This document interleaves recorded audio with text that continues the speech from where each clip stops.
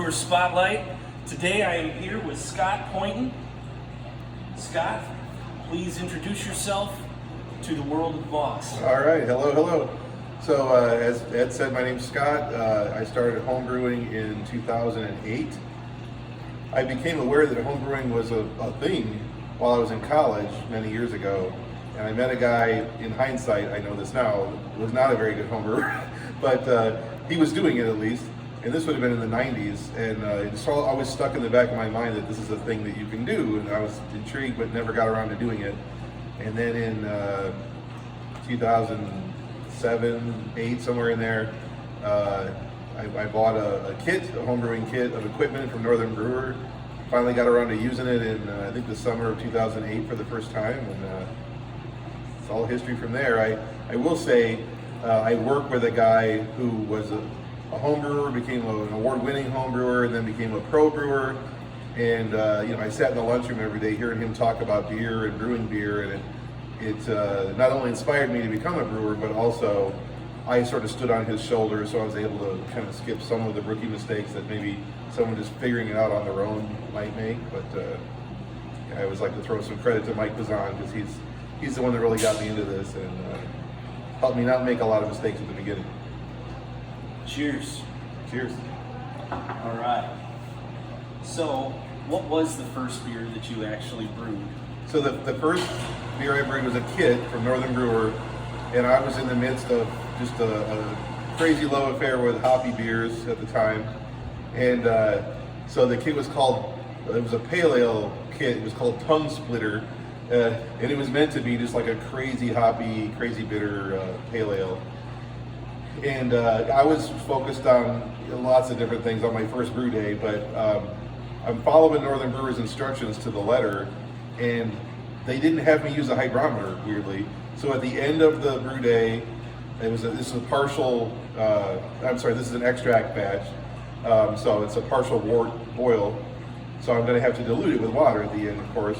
And the Northern Brewer instructions don't say, use your hydrometer and just keep measuring and adding water until you hit your gravity. It just said, now top it up to 5.25 gallons, with clean water. So I did that, and then I'm like, well, what's this for? So then I sanitize the hydrometer, I take a hydrometer reading, and I added way too much water. It was like a quarter of a gallon at least, maybe a half a gallon too much water added. So instead of it being like a 4 or a 4.5% ABV pale ale, it was like the world's hoppiest and most bitter 3.2% beer that ever existed. But it was drinkable. It had hop chunks floating in it, and whatever. But it was very drinkable and it was clean. So I had a lot of experienced Voss homebrewers saying to me, like, "This is your first batch? Like, it's so clean. Like, there's no fermentation issues or infection issues at all." So that's what really kind of lit me up and made me want to keep going. Is an early success, I guess, Right on. So, I know from being around you for as long as I have, you've progressed on from the hoppier beers, right? Sure. And so, what would you say is your favorite style to brew? And is it the same as the styles that you like to drink, or do you tend to differentiate? Well, it's a little different. So, I always think of myself as a second or third generation, I'm not talking about my own parents or anything, but like the people that I was inspired by and I learned to homebrew from were the ones that started homebrewing in the 90s or the late 90s or the latest early 2000s. And certainly in the 90s, those folks, those guys were saying, I started homebrewing because I literally couldn't get any beer other than Bud Miller Coors at the store. So it was just a sheer, out of necessity that they became homebrewers. By the time I was really getting into home, I got into craft beer first and then started homebrewing, mostly because I was like, there's got to be a way to make this cheaper, more cheaply, more inexpensively. And the real thing that drove me was Belgian ales. Once I discovered Belgian ales, it's still my favorite little corner of the beer world. And you go to Binny's and they're $5.99 a bottle. And I was like, I got to be able to make these cheaper at home. So that's what made me take the leap. But I drink a lot of IPA and hoppy beers in bars and at home. I rarely ever brew them because this is almost true. I'm consuming almost every bit of beer that I brew myself. And if I brew 5 gallons of an IPA that I know is going to just fall off the table in 3 weeks, it's like that's a lot of pressure. So I don't know how Westfire does it, but I don't tend to brew hobby beers because I just want to drink what I want to drink when I want to drink it. And I don't want to have to drink it because the keg's going to go south in 3 weeks. So I love pale ales, I love IPAs and double IPAs and all that good stuff, but I just don't tend to brew those. So coming back around to the brewing for necessity thing, in this day and age, when 90% of the shelves are crammed full of hazy IPAs and pastry stouts, I think for me anyways, it's almost like a new reason to homebrew is to be able to taste the 100+ styles that you just can't find if you go to the beer store. Absolutely. So for me, it's, I brew a lot of Belgian ales because they are still crazy expensive and I still love them. And I brew a lot of English and like Scottish, style beers, the lower ABV ones, because those just don't survive the ocean voyage to get over here. And if they do ship them at all, they're beat up and stale and oxidized and old by the time they get here. So yeah, so low ABV sort of UK styles and then high octane Belgian styles are what I tend to brew for myself at home. I brew a little bit of everything. I'm in a few barrel projects. Boss has a lot of barrel projects going and always has had. And I like German. I like Kolsch's and lagers and So I guess you could say I'm more of a European styles brewer, much more so than an American style brewer. But I like any style that's well made. I like them all, but yeah. Right on. Yeah. Right on. All right. When you're brewing, what would you say is your brewing philosophy? Like, what are you looking for when you make a beer?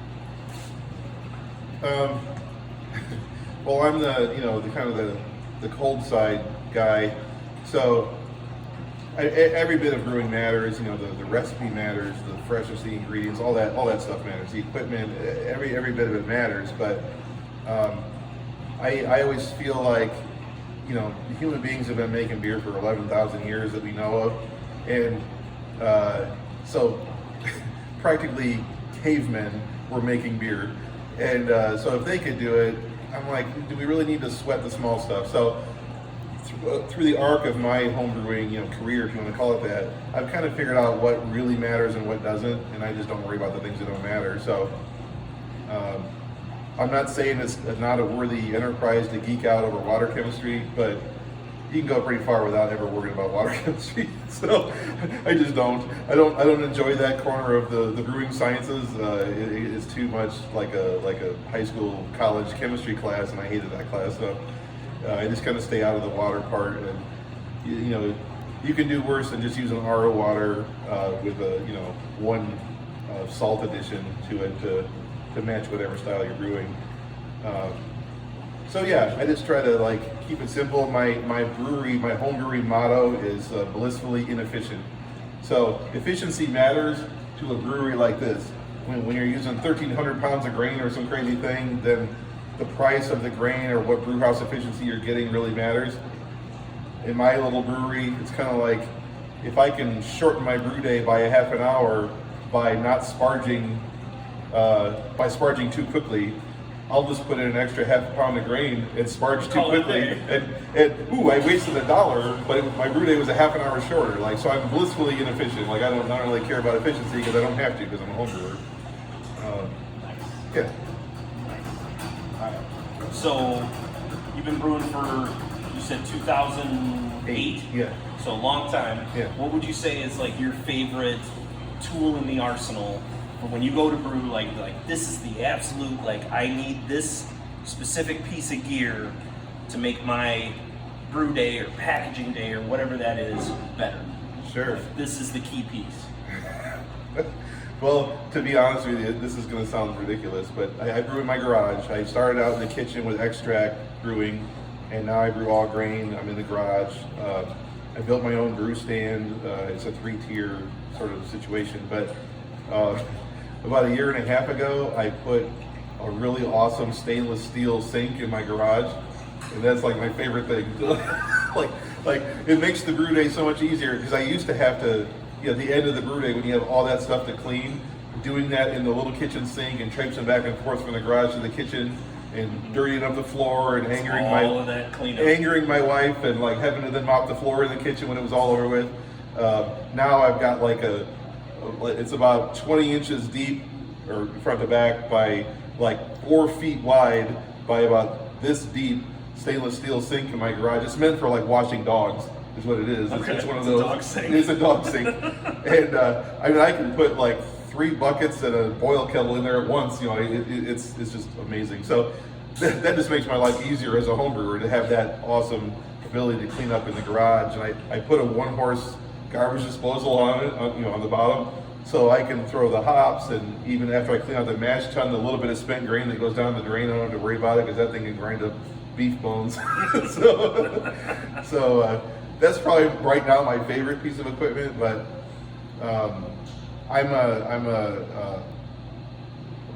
I don't heat my mash tun. I'm a, what do they call that? Infusion mash, I guess. Okay. So I have an insulated stainless steel mash tun. So I started with the igloo coolers where you put retrofit the valve onto it. Mm-hmm. And I did that for years. And then I found a company called Chapman, I think it's called. They're somewhere in the Pacific Northwest, and I'm sure it's all made in China, I don't know. But their equipment, I really dig their equipment. They make stainless steel mash tuns. So there's an inner wall and an outer wall with insulating foam in between them. So you can never put it on a burner and heat it because you melt the inside. But so it's like a stainless steel igloo cooler, essentially, is what it is. But because it's stainless, it's so much easier to clean up, and you're not getting all the plastic chemicals, in your beer and all that. So I like that thing a lot too. Right on. Yeah. Right on. What would you say is like a key piece of advice for like a guy just starting out, like somebody wanting to learn to brew first time or first couple of times? Right. What would you tell them to focus on to improve their beer, to help them better enjoy their brew day? So this is you asked me for this is a personal opinion. Yeah. For me, the most important thing is to work cleanly. Sanitation is the number one thing for a brewer. So, if you screw up the recipe or you screw up the process a little or whatever, the beer won't be ideal, but it'll be clean. And clean beer is always drinkable. Weird infected beer that tastes like a baby diaper, like that's not always drinkable. Not always, right? Keep that in mind. Yeah. We'll circle back to that off camera. Right. But in my opinion, the first thing a brewer should learn is how to keep everything sanitary and what things you need to sanitize and what things you don't, because you don't ever really sanitize the hot side stuff, but the cold side stuff you do, whatever. But to me, that's lesson number one. And you don't graduate, like I tell people to this day, it's not a popular thing to tell people, is start out as a brewer, start out extract brewing, because you got to figure out all that other stuff out. You got to figure out sanitation, you got to figure out fermentation, temperature control, all that stuff before you need to worry about going all grain and getting that level of fine tuning going on.